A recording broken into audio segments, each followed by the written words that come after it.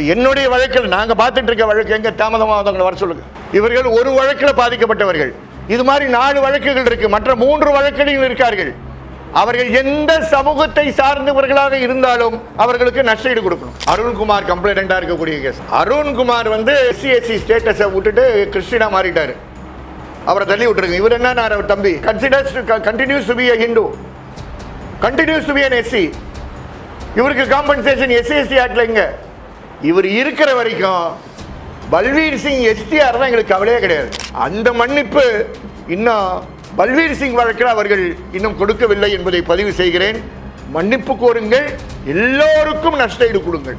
ஒரு IPS officer involve இருக்கக்கூடிய வழக்கில் SC/ST ஆக்ட் போட்டுட்டு அதுக்கப்புறம் ஒரு கம்ப்ளைனண்ட் மட்டும் அவன் SC இல்லைன்ற காரணத்தினால நீங்க மாற்றி இருப்பது என்பது தவறு.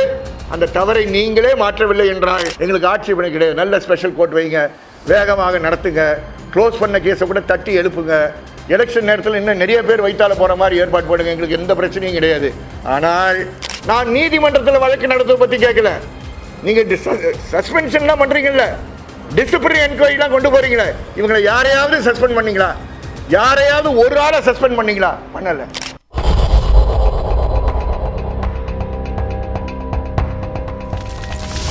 நண்பர்களே, சித்திரவதைக்கு எதிரான கூட்டு இயக்கத்தினுடைய சார்பாக நடத்துகின்ற பத்திரிகையாளர் கூட்டம் இது. கூட்டு இயக்கத்தினுடைய மாநில செயலாளர் தோழர் மீதா பாண்டியன் அருமை தோழருக்கு பக்கத்தில் இருக்கார். இந்த பக்கம் இன்றைக்கி நம்ம பேசுகின்ற வழக்கை திருநெல்வேலி ஜுடிஷியல் மேஜிஸ்ட்ரேட் கோர்ட்டில் நடத்தி கொண்டிருக்கக்கூடிய வழக்கறிஞர் பாண்டியராஜன் என்னுடன் இருக்கிறார். உங்களுக்கு எல்லாருக்கும் தெரியும், அஜித்குமார் வழக்கு சம்பந்தமான டீட்டெயில்ஸ் என்னன்னு உங்களுக்கு எல்லாருக்கும் தெரியும்.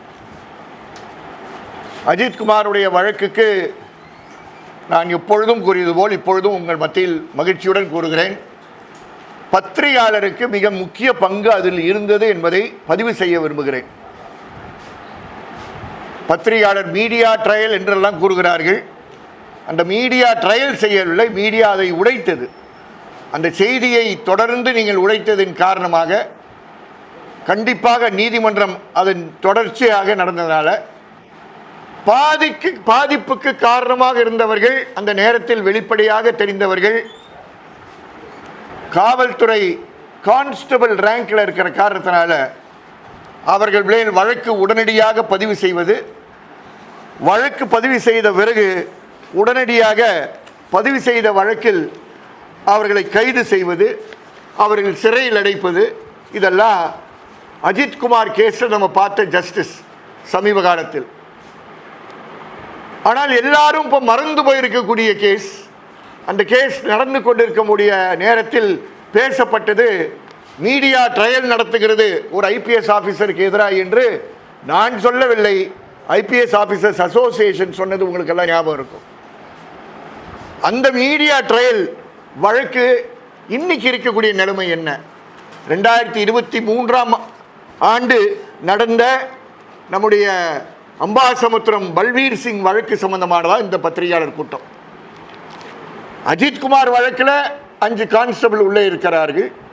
ஆனால் அத்தனை பேருடைய பல்லை பிடுங்கிய பல்வீர் சிங், அவருடன் கூடி inspectors Rajeswari, sub inspectors Abraham Joseph, Murugesh, head constables போன்றவர்களெல்லாம் 4 வித்தியாசமான வழக்குகள் போட்டிருக்கிறார்கள். அந்த வழக்குகள்லாம் 23ஆம் ஆண்டு பதிவு செய்யப்பட்ட வழக்குகள். அந்த 23ஆம் ஆண்டு பதிவு செய்யப்பட்ட வழக்குகளில் அவர்களுக்கு 22 வாய்தா சென்று இருக்கு. அந்த 22 வாய்தாவில் கதாநாயகன் பல்வீர் சிங் 10 வாய்தாக்கு தான் வந்திருக்கிறார். அவரை மார்ச் மாதம் 23ஆம் ஆண்டு மாண்புமிகு முதலமைச்சர் அவரை சஸ்பெண்ட் பண்ணது உங்களுக்கு எல்லாருக்கும் தெரியும். ஜனவரி மாதம் 24 அந்த சஸ்பென்ஷனை வித்ட்ரா பண்ணுறார். சஸ்பென்ஷனை வித்ட்ரா பண்ணி அவருக்கு கொடுத்துருக்கக்கூடிய பதவி மார்ச் 24 இன்று வரைக்கும் 8th battalion assistant commander. 8th battalion நம்ம என்ன நினச்சிட்டு இருப்போம், பெட்டாலியன் அசிஸ்டன்ட் கமாண்டர்னா திருச்சியில் இருப்பார், மதுரையில் இருப்பார்னு நினைக்கிறோம். 8th கமாண்டன்ட் 8th பட்டாலியன் வந்து ரொம்ப பாதுகாப்பான இடத்துல இருக்குது. அந்த தமிழகத்துடைய அந்த 8வது பட்டாலியன் இருக்கக்கூடிய இடம் டெல்லி. அப்போ ஒரு ஐபிஎஸ் ஆஃபீஸர் குற்றவாளியாக இருந்தால் அவரை பாதுகாப்பதற்கு, பொதுமக்கள் கண்ணிலிருந்து மறைப்பதற்கு, அவர்கள் வெளியே யாரும் அதை பற்றி பேசாமல் படிப்படியாக மறந்து விடுவார்கள் என்ற எண்ணத்துடன் அவரை கொண்டு போய் தமிழக அரசு வைத்திருக்கக்கூடிய இடம் தீஹார் ஜெயில். தீஹார் ஜெயில் உங்களுக்கு தெரியும், அங்கே ஒரு பட்டாலியன் ஒர்க் பண்ணுது. அதில் வந்து ஏஎஸ்பியாக இருக்கிறதுனால அவருக்கு அசிஸ்டன்ட் கமாண்டர் ரேங்கில் இருக்கார். அது அவருடைய ஊருக்கும் பக்கம், மறந்துடாதீங்க. அவர் ராஜஸ்தான் சொந்த ஊர், உங்களுக்கு எல்லாருக்கும் தெரிஞ்சது, ஞாபகத்துக்காக சொல்கிறேன். ராஜஸ்தானுக்கு பக்கம். இப்போ ஒரு ஐபிஎஸ் ஆஃபீஸர் கொலை செய்யக்கூடிய முயற்சியில் இருக்கக்கூடிய ஒரு வழக்கை கூட முதலில் அவரை நீங்கள் வேகமாக அவரை ரெஸ்டோர் பண்ணுறீங்க. ரெஸ்டோர் பண்ண உடனே முழு சம்பளத்தோட முழு வேலையை கொண்டு போய் தீஹார் ஜெயிலில் வைக்கிறேன்ற குற்றச்சாட்டை மாண்புமிகு முதலமைச்சருக்கு எதிராகவும் ஹோம் டிபார்ட்மெண்ட்டுக்கு எதிராகவும் வைக்கிறோம். நாங்கள் எப்படி அஜித்குமார் வழக்கில் வேகமாக கூட்டு இயக்கத்தின் சார்பாக பேசினோமோ அதே வேகத்துடன் 2 ஆண்டுகளுக்கு அப்புறம் ஞாபகப்படுத்துகிறோம். உங்களுக்கு தேர்தல் பக்கத்தில் வர நேரத்தில் மட்டும்தான் உங்களுக்கு விழிப்புணர்வு வருகிறது என்ற காரணத்தினால் இதை ஞாபகப்படுத்த வேண்டிய அவசியம் எங்களுக்கு இருக்கு. 2வது, இந்த வழக்கில் மிக முக்கியமானது என்னன்னா, அமுதா IAS விசாரித்தார்கள். உங்களுக்கு தெரியும், ஏப்ரல் மாதம் 9ஆம் தேதி 23 ஆரம்பித்து 19ஆம் தேதிக்குள்ளார விசாரித்தார்கள். நாங்கள் அதில் இருக்க ஒரு வழக்கில் இருக்கக்கூடிய அருண்குமார் இன்னைக்கு அவர் வந்துகிட்டு இருக்கார். அவர் சார்பாக உயர் நீதிமன்றத்தில் வழக்கு தொடர்ந்தது உங்களுக்கு எல்லாருக்கும் தெரியும். அந்த உயர் நீதிமன்றத்தில் கிடைத்த ஆணை என்னென்றால், அமுதா சார்ஜ் ஷீட் போட்ட உடனே அந்த முழு அறிக்கையை வெளியிட வேண்டும் என்று. இன்னைக்கு வரைக்கும் அமுதா IAS அந்த முழு அறிக்கையை எங்களிடம் இன்னும் கொடுக்கவில்லை. அடுத்த வாரம் நாங்கள் அவர்களுக்கு எதிராக கண்டெம்ட் ஆக்ஷன் எடுக்க வேண்டிய நிர்பந்தம் கண்டிப்பாக தள்ளுகிறார்கள். அவர்களுக்கு இப்போ பழக்கமாக போயிடுச்சு. கண்டெம்ட் ஆக்ஷனில் நீதிமன்றத்துக்கு தனியாக செல்வது, கூட்டாக செல்வது அவங்களுக்கெல்லாம் ரொம்ப வழக்கமாயிடுச்சு. பத்திரிகையாளருக்கு சந்திப்பில் வந்து அவர்கள் பேசுவதெல்லாம் பழக்கமாயிடுச்சு. இப்போ அவங்க நீதிமன்றத்துக்கு வந்து முழு அறிக்கை எங்களுக்கு வேணும், அமுதாவுடைய முழு அறிக்கை வரணும். இன்ட்ரிம் ரிப்போர்ட் கொடுத்துருக்காங்க. இன்ட்ரிம் ரிப்போர்ட்டில் வேணாம், உங்களுடைய முழு அறிக்கையை வெளிப்படையாக கொண்டு வாருங்கள் என்று கேட்கிறோம். அதே உயர் நீதிமன்றம் என்ன கூறியது என்றால், மிக முக்கியமாக கூறியது என்னவென்றால், சிசிடிவி கேமரா ஃபுட்டேஜ் நாங்கள் எல்லாம் இன்வெஸ்டிகேஷன் ஆஃபீஸர்கிட்ட கொடுத்துருக்கோம். அம்பாசமுத்திரம் சிசிடிவி கேமரா ஃபுட்டேஜ், மற்ற காவல் நிலையத்துடைய சிசிடிவி கேமரா ஃபுட்டேஜ் எல்லாம் நாங்கள் கொடுத்துருக்கிறோம் என்று கூறினார்கள். அந்த சிசிடிவி கேமரா ஃபுட்டேஜ் எல்லாமே உடனடியாக சார்ஜ் ஷீட் போட்ட உடனே மனுதார்கிட்ட கொடுக்கணும். நாங்கள் இன்னைக்கு வரைக்கும் கொடுக்கல. அதுலேயும் சிபிசிஐடிக்கு எதிராக நாங்கள் வழக்கு தொடர இருக்கிறோம் என்பதை கூற விரும்புகிறேன். நண்பர்களே, மிக முக்கியமான விஷயத்துக்கு இப்போ தான் வரும். உங்களுக்கு எல்லாருக்கும் தெரியும், 4 வித்தியாசமான வழக்குகள் போடப்பட்டது. அந்த 4 வித்தியாசமான வழக்குகள் போடப்பட்டதில் ஒரு வழக்கு எஸ்சி வகுப்பை சார்ந்தவர்களுக்கு எதிரான வழக்கு. அதில் வந்து எஸ்சி வகுப்பை சார்ந்தவர்களை சித்திரவதை செய்திருந்தார். நான் எஸ்சி வகுப்பை சார்ந்தவர்களை சித்திரவதை செய்தது என்ற காரணத்தினால அது உயர் நீதிமன்றத்தில் வழக்கு தொடர்ந்தோம். அதில் எஃப்ஐஆரே SC/ST ஆக்டில் போடப்பட்டிருந்தது. பாதிக்கப்பட்டவர்கள் SC/ST வகுப்பை சார்ந்தவர்கள், அதில் பாதிக்கப்பட்டவர்கள் இருந்த காரணத்தினால் SC/ST ஆக்டை அதில் அவர்கள் போட்டிருந்தார்கள். அதில் ஒரு ஆள், ஒரு எஸ்சி வகுப்பை சார்ந்தவர் மதம் மாறி இருந்தார். உண்மைதான், அவர் மதம் மாறி இருந்தால் அவர் எஸ்சியாக இருக்க முடியாது. ஆனால் மற்றவர்கள் எஸ்சி வகுப்பை சார்ந்தவர்கள். அப்போ நீங்கள் அந்த அருண்குமார் என்பவர், நீங்கள் SC/ST ஆக்டில் வந்து அவருடைய புகாரை நீங்கள் எடுத்துக்கொள்ளாமல் இருக்கலாம். ஆனால் அவர் கொடுத்த புகாரில் இருக்கக்கூடிய குற்றவாளிகள், பாதிக்கப்பட்டவர்கள் எஸ்சி வகுப்பை சார்ந்தவர் என்றால் கண்டிப்பாக அது SC/ST ஆக்ட் போட்டு, SC/ST ஆக்டில் சார்ஜ் ஷீட் போட்டு, SC/ST ஆக்டில் இருக்கக்கூடிய பாதுகாப்பு கொடுத்து, SC/ST ஆக்டில் இருக்கக்கூடிய நஷ்டஈடு கொடுத்து, SC/ST ஆக்டுக்காக இருக்கக்கூடிய சிறப்பு நீதிமன்றத்தில் நடத்தி இருக்கணும். அதை விட்டுட்டு எல்லா வழக்குகளுடன் சேர்த்து JM கோர்ட்டில் திருநெல்வேலியில் ஒரு நாம் சேவாக்கா 2 வருஷம் நடத்திக்கிட்டு இருக்காங்க. 22 வாய்தா, 10 வாய்தாக தான் நம்ம துரை பல்வீர் சிங் வந்திருக்காரு. இது மானத்தை, தமிழக காவல்துறையுடைய மானத்தையும், தமிழக காவல்துறைக்கு பொறுப்பாக இருக்கக்கூடிய மாண்புமிகு முதலமைச்சருடைய மரியாதைக்கு எதிராக இருக்கக்கூடிய ஒரு நிகழ்வு என்பதை கூற விரும்புகிறேன். ஆகவே நாங்கள் இன்று கேட்பது என்னவென்றால், தயவு செய்து முதல்ல எந்த ஜாதியை சார்ந்தவர்களாக இருக்கட்டும், அவங்க பாதிக்கப்பட்ட அந்த நபர்கள், அந்த 4 வழக்கில் இருக்கக்கூடிய பல்புடுங்கிய சம்பவத்தினால் பாதிக்கப்பட்ட யாராக இருந்தாலும் முதல்ல அவர்களுக்கும் நீங்கள் மன்னிப்பு கேளுங்கள். இந்த மன்னிப்பு கேட்கறதை செய்து வேற யாரோ சொன்னது மாதிரி நடிக்காதீங்க, நான் நினைத்துறாதீங்க. மன்னிப்பு கோருதல் என்பது ஐநா சபையில் UN Declaration on Basic Principles and Guidelines to a Remedy and Reparation for Victims of Gross Violations என்ற 2005ஆம் ஆண்டு கொண்டு வரப்பட்டிருக்கக்கூடிய UN கைட்லைன்ஸில் சொல்லிருக்கு, பாதிக்கப்பட்டவர்களுக்கு பொறுப்பாக இருக்கக்கூடியவர்கள் மன்னிப்பு கோருதல், right to an apology for a victim அப்படின்னு கூறியிருக்கு. அதனால் அஜித்குமார் வழக்கில் மாண்புமிகு முதலமைச்சர் கூறியிருந்தார்னா அவர் எதற்காக கூறினார் என்று தெரியாது. நான் புரிந்து கொள்வது இதன் அடிப்படையில் கூறினார் என்று நான் புரிந்து கொள்கிறேன். ஒரு மனித உரிமை அமைப்பை சார்ந்த நாங்கள் அந்த பார்வையில் தான் பார்க்க முடியும். அந்த மன்னிப்பு இன்னும் பல்வீர் சிங் வழக்கில் அவர்கள் இன்னும் கொடுக்கவில்லை என்பதை பதிவு செய்கிறேன். மன்னிப்பு கோருங்கள், எல்லோருக்கும் நஷ்டஈடு கொடுங்கள், எல்லோருக்கும் நஷ்டஈடு கொடுங்கள். நீங்கள் செலக்ட் பண்ணிலாம் நஷ்டஈடு கொடுக்க வேண்டாம், எல்லாருக்கும் நஷ்டஈடு கொடுக்க வேண்டும் என்ற கோரிக்கையை நாங்கள் முன்வைக்க கடமைப்பட்டிருக்கிறோம்.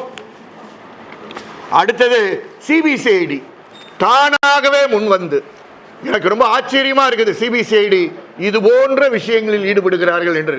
எனக்கு சிபிசிஐடி மேலே இருக்கக்கூடிய மரியாதை உங்களுக்கு எல்லாருக்கும் தெரியும். நான் அதை ஒன்றும் மறைத்தது கிடையாது. நான் நீதிமன்றத்திலையும் பேசும்போதும் சிபிசிஐடி பற்றி என்ன பேசுகிறேன், வெளியே என்ன பேசுகிறேன்றது உங்களுக்கு தெரியும். சிபிசிஐடி இந்த வழக்கில் ஒரு ஐபிஎஸ் ஆஃபீஸர் இன்வால்வ் இருக்கக்கூடிய வழக்கில் SC/ST ஆக்டை போட்டுட்டு அதுக்கப்புறம் ஒரு கம்ப்ளைனண்ட் மட்டும் அவன் SC இல்லைன்ற காரணத்தினால நீங்கள் மாற்றி இருப்பது என்பது தவறு.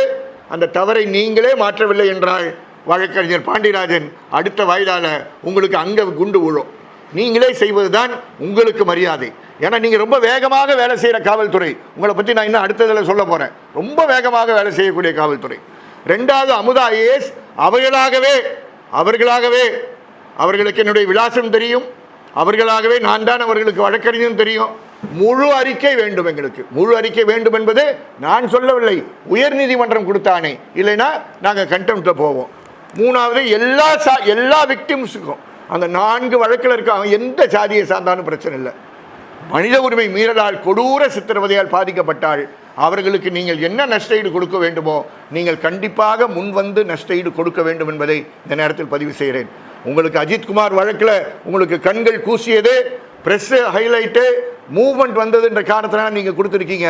அம்பாசமுத்திரம் வழக்கு மறந்து போய்விட நாங்கள் மறக்கவில்லை என்பதை பதிவு செய்வதற்காக above cost beyond cost SC/ST act மட்டும் பார்க்காதீங்க, எல்லாருக்கும் நஷ்டஈடு கொடுக்க வேண்டும்.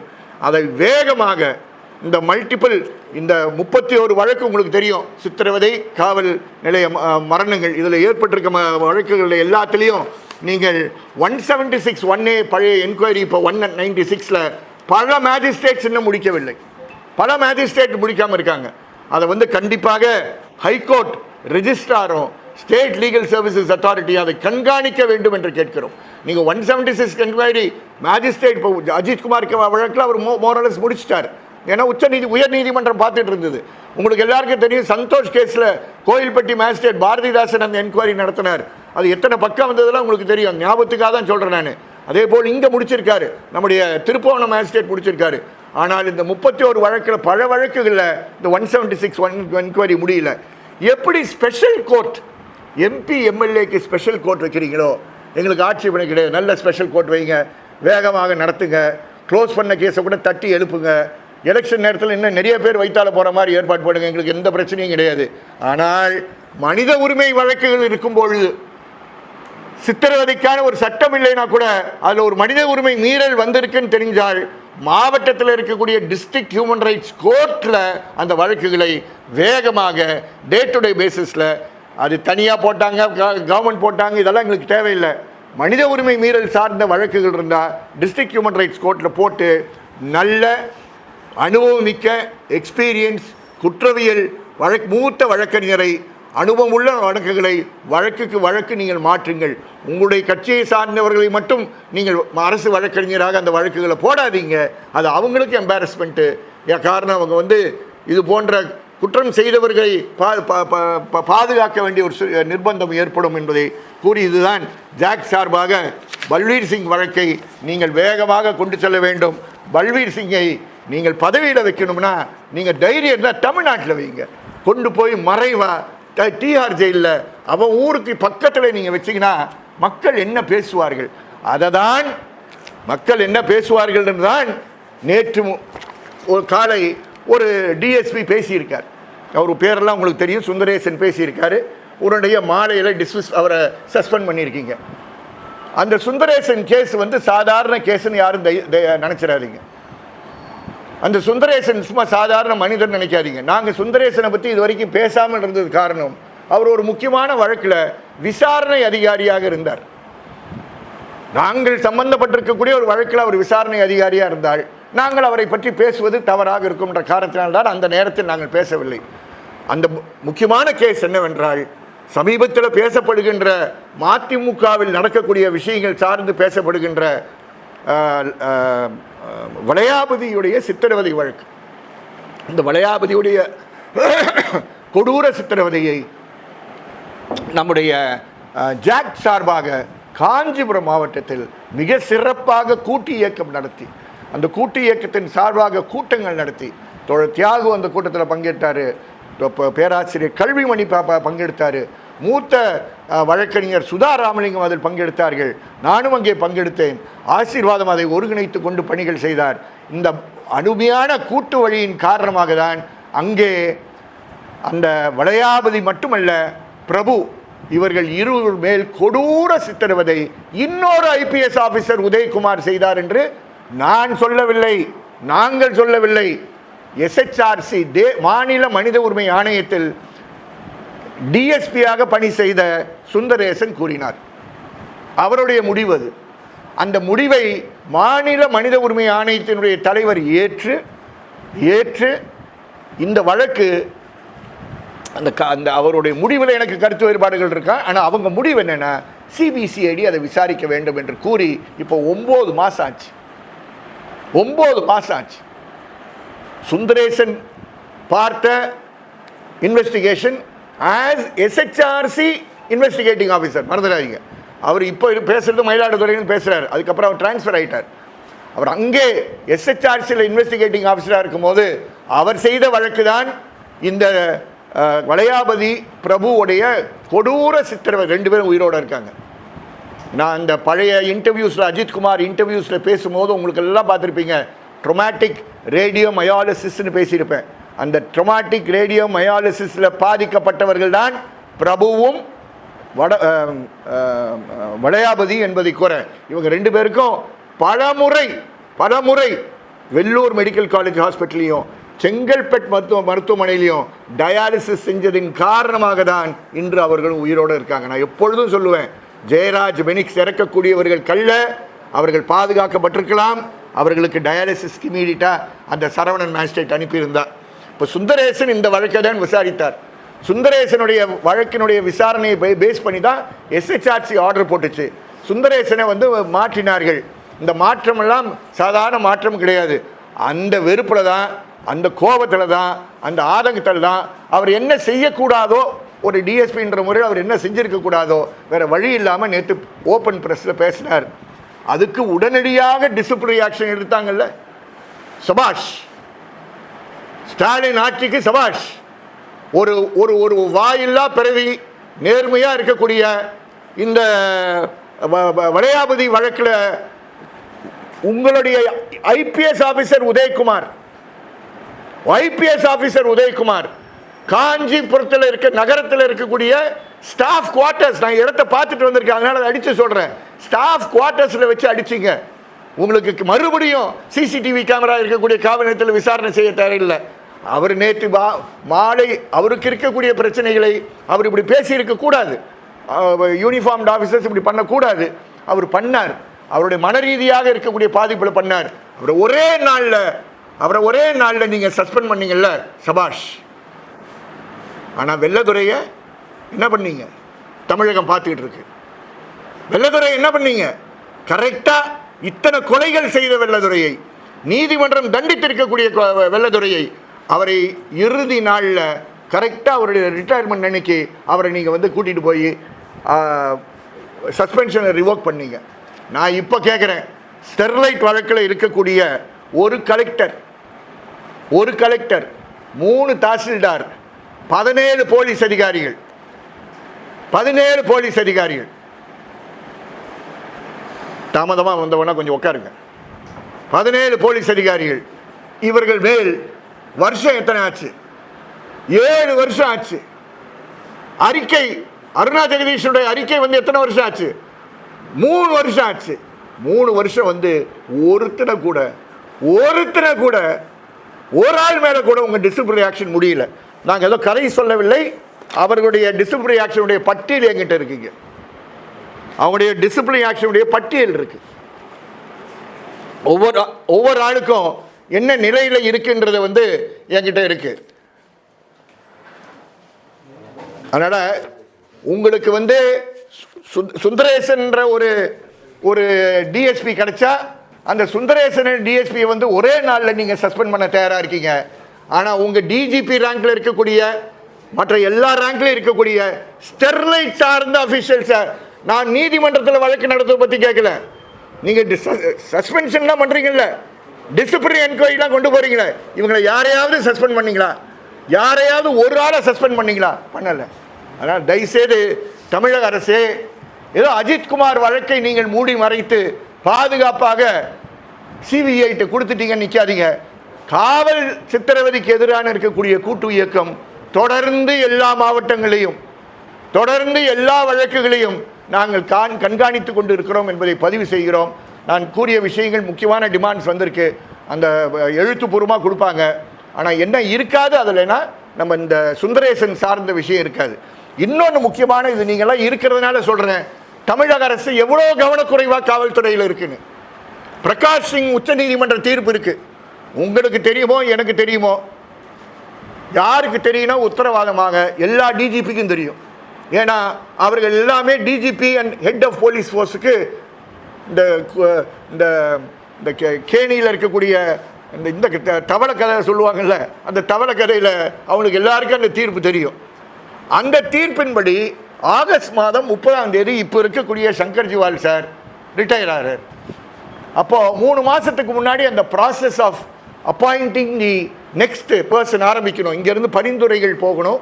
அந்த பரிந்துரைகள் நான் சொல்கிறது உச்ச நீதிமன்ற தீர்ப்பின்படி யூபிஎஸ்சிக்கு போகணும். அவங்க அதை ஷார்ட் லிஸ்ட் பண்ணி 3 நபர்களை ஷார்ட் லிஸ்ட் பண்ணி தமிழக அரசுக்கு அனுப்புவாங்க. தமிழக அரசு அந்த 3 நபர்களை என்ன பண்ணுவாங்க, செலக்ட் பண்ணுவாங்க. 3 நபர்களில் ஒரு ஆளை செலக்ட் பண்ணுவாங்க. அவர்களுக்கு 2 ஆண்டுகள் சர்வீஸ் கொடுப்பாங்க, 2 இயர்ஸ். உங்களுக்கு எல்லாரும் டிஜிபி ராஜேந்திரன் ரிட்டையர்மெண்ட்டுக்கு முன்னாடி அவருக்கு பதவி கிடைச்சுன்னு தெரியும், 2 வருஷம் இருந்தான்றோம். நான் அதை தப்பு சொல்ல, அவங்களுக்கு 2 இயர்ஸ் உத்தரவாதமாக டிஜிபி இருக்கணுன்றாங்க. நல்ல விஷயம், இது உச்சநீதிமன்றத்துடைய தீர்ப்பு. அந்த ப்ராசஸ் தமிழகத்தில் இன்னும் ஆரம்பிக்கப்படவில்லை என்று வருத்தத்துடன் பதிவு செய்து ஹோம் செக்ரட்டரி என்ன பண்ணிட்டு இருக்காரு, டிஜிபி என்ன பண்ணிட்டு இருக்காரு, ஆனரபிள் சிஎம் என்ன பண்ணிட்டு இருக்காங்க கேட்டு, இது அவங்களுக்கு மட்டும் போதும். ஐஜி ரேங்க்ல இருக்கக்கூடியவர்களுக்கு பொருந்தும், ஆபரேஷனல் பொசிஷனில் இருக்கக்கூடிய டிஎஸ்பிஸ்க்கு பொருந்தும், ஆபரேஷன் பொசிஷன்ஸில் இருக்கக்கூடிய எஸ்பிஸ்க்கு பொருந்தும், எஸ்ஹெச்ஓஸ்க்கு பொருந்தும். ஆனால் நீங்கள் தமிழகத்தை பார்த்தீங்கன்னா எல்லா எஸ்ஹெச்ஓஸும் எல்லா எஸ்பிஸும் 2 வருஷம் ஒரு பதவியில் இருந்ததாக சரித்திரம் ரொம்ப ரொம்ப குறைவு. 1-2 பேர் இருப்பாங்க, மற்றதெல்லாம் ரொம்ப ரொம்ப குறைவு தான் நமக்கு இருக்குது. Overhauling in policing is required. Justice CT Selvam தலைமையில் ஒரு போலீஸ் கமிஷன் இருக்குது. 5 அறிக்கைகள் கொடுத்துருக்காங்க. நான் சொன்ன விஷயத்தில் எங்கேயாவது அறிக்கை கொடுத்துருக்காங்கன்றது அவர்கள் தங்களுடைய மனசாட்சியை துருவி பார்க்க வேண்டிய அவசியம் இருக்குது. நான் யாரும் போலீஸுக்கு எதிராக பேசுகிறேன், போலீஸுடைய உரிமையை பேசுகிறேன். என்னைக்கு ஒரு போலீஸ் ஸ்டேஷனில் எஸ்ஹெச்ஓ 2 வருஷம் இருக்காங்களோ, எஸ்பி 2 வருஷம் இருக்காங்களோ, டிஐஜி 2 வருஷம் இருக்காங்களோ, ஐஜி 2 வருஷம் இருக்காங்களோ, அங்கே தான் நிதானமான போலீசிங் நடக்கக்கூடிய வாய்ப்பு இருக்கும். உங்களுக்கு வசதிக்கேற்ற யாரோ சொல்வதன் பேரில் நீங்கள் மாற்றுகின்ற காவல்துறையாக இருந்தார்கள் தான். இந்த காவல்துறை வேறு யார் மாதிரி இருக்க மாட்டாங்க. மறந்துடாதீங்க, மானாமதுரையிலிருந்து ஒருவரை சஸ்பெண்ட் செய்தார்கள். நீங்கள்லாம் ரொம்ப மகிழ்ச்சியில் இருப்பீங்க, சண்முக சுந்தரம் போயிட்டாருன்னு. சண்முக சுந்தரம் ஏற்கனவே தேனி மாவட்டத்தில் பல மீறல்கள் செய்தவர், தென்காசி மாவட்டத்தில் பல மீறல்கள் செய்தவர்.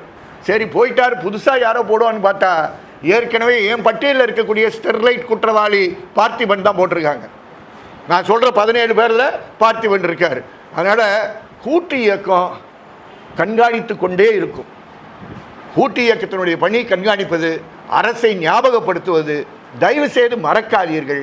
தயவு செய்து மறைப்பதற்காக காது கேட்காம கண்ணு இல்லாமல் கண்ணு தெரியாமல் நாங்கள் இருப்போம் நினைக்காதீங்க. எங்களுடைய காதுகளும் கண்களும் அரங்களும் எப்பொழுதும் விழித்திருக்கும். தீஹார் ஜெயிலில் அவர் இருக்காருன்னா நீங்கள் அவரை பாதுகாப்பாக அங்கே வைத்திருக்கிறீர்கள்.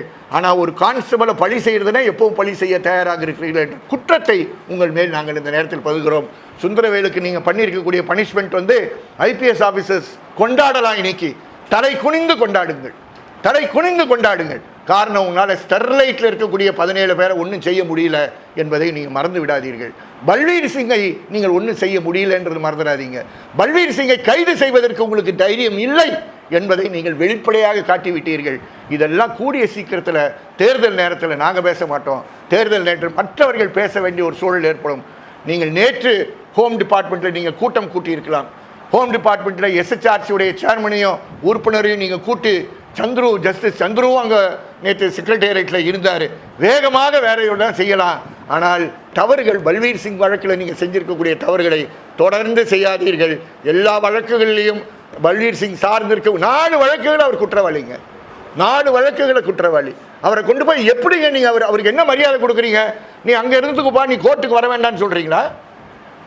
ஒரு ஐபிஎஸ் ஆஃபீஸர் கோர்ட்டுக்கு வராமல் இருக்கிறதுக்கு பாதுகாப்பாக அவரை டிரான்ஸ்ஃபர் பண்ணுறீங்களா?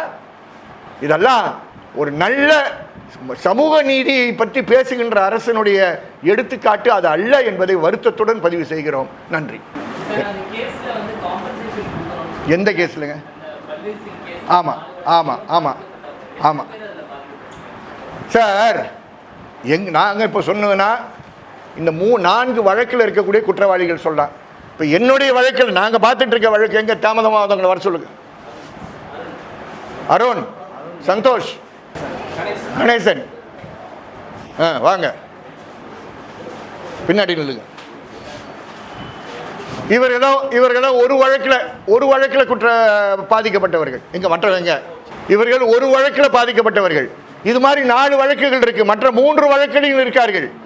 அவர்கள் எந்த சமூகத்தை சார்ந்தவர்களாக இருந்தாலும் அவர்களுக்கு நஷ்டஈடு கொடுக்கணும். ஹியூமன் ரைட்ஸ் வயலேஷன் இருக்கு. அது எதுல கண்டுபிடிப்பீங்க? அமுதாவுடைய ஃபுல் ரிப்போர்ட் வெளியே வந்தால் தானே தெரியும். அமுதாவுடைய ஃபுல் ரிப்போர்ட்டை அடியில் வச்சுக்கிட்டு சிபிசிஐடி விசாரணை செஞ்சான்னு சொல்லி இவர்கள் போட்ட SC/ST கேஸில் SC/STயில் சார்ஜ் ஷீட் போடாமல் வச்சிங்கன்னா இன்னைக்கு எப்படி நீதி வரும் வெளியே? அதனால் எல்லா குற்றவாளிகளுக்கும் நஷ்டஈடு கொடுக்கணும். மற்ற வழக்குகள் வேறு வழக்கறிஞர் நடத்துறதுனால நான் அதுக்குள்ளார தலையிடலை. பட் அவர்களுக்கும் கொடுக்க வேண்டும் என்பதுதான் எங்களுடைய வாதம். ஆமாம் ஆமாம் சட்டத்தில் அப்படி ஒன்றும் டைம் இல்லை. ஆனால் வேகமாக செய்யணும். இவங்க கொடுக்கக்கூடிய அறிக்கை இன்வெஸ்டிகேஷன் ஆஃபீஸருக்கு வசதியாக இருக்கணும். பாரதிதாசன் பல 100 பேஜஸ் அறிக்கையை தயார் செய்தார். எத்தனை பக்கம் அது? பாரதிதாசனுடைய ரிப்போர்ட் எடுக்க சொல்லு. பல 100 பேஜஸ் முடிச்சார். இவர் முடிக்கிறார். சனிக்கிழமை உட்கார்றாரு, மத்தியானம் உட்கார்றாரு. மேஜிஸ்ட்ரேட்ஸ் அதை செஞ்சு ஆகணும்.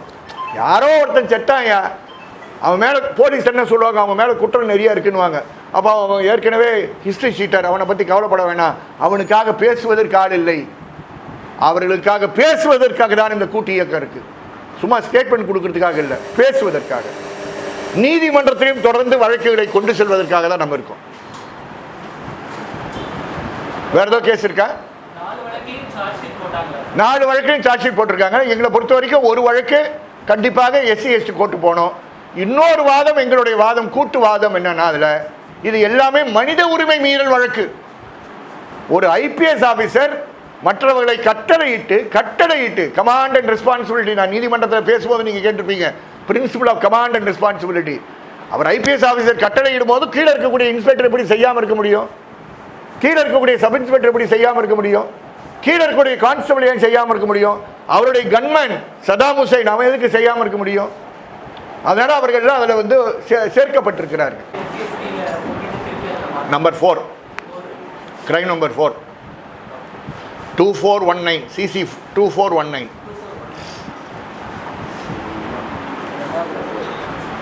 இந்த 2419 தான் அருண்குமார் கம்ப்ளைண்ட்டாக இருக்கக்கூடிய கேஸ். அருண்குமார் வந்து எஸ்சி ஸ்டேட்டஸை விட்டுட்டு கிறிஸ்டினா மாறிட்டார். அவரை தள்ளி விட்டுருங்க. இவர் என்ன, அவர் தம்பி continues to be a Hindu, continues to be an SC. இவருக்கு காம்பன்சேஷன் SC/ST ஆக்ட்ல எங்க? இவர் இருக்கிற வரைக்கும் பல்வீர் சிங் எஸ்டிஆர் தான் எங்களுக்கு கவலையே கிடையாது. அவர் எஸ்டிஆர் இருக்கட்டும், அவர் எஸ்சியா இருக்கட்டும், மற்ற குற்றவாளிகள் எல்லாம் வந்து SC/ST கோர்ட்டில் வந்து நிற்கட்டும், அவரும் வந்து நிற்கட்டும். அவருக்கு சார்ஜ் இல்லாமல் இருக்கலாம், மற்றவங்களுக்கு எதிராக சார்ஜ் நிற்கும். தட் இஸ் அவர் பொசிஷன். இதை இந்த இன்ஸ்டிடியூஷனல் டேம்பரிங் செஞ்சது வருத்தத்துடன் பதிவு செய்கிறேன் சிபிசிஐடி. அந்த சிபிசிஐடி தான் எங்களுக்கு இன்னும் சிசிடிவி கேமரா கொடுக்கல, சிசிடிவி ஃபுட்டேஜ் கொடுக்கல.